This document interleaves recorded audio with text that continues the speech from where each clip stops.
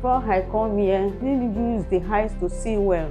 So sometimes I look, I only see the cloud. I feel something standing on top of the eyes that I cannot see well, and only see clouds like that. If I see person, I cannot even recognize the person, but I see the shadow of the person. I believe that after the surgery, I will see well. Time of surgery, I fear in my mind. I just say, God the Father, the Son, and the Holy Spirit go before me.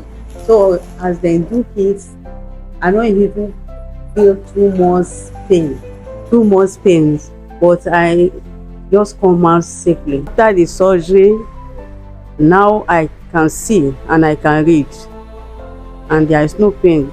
I not feel any pain.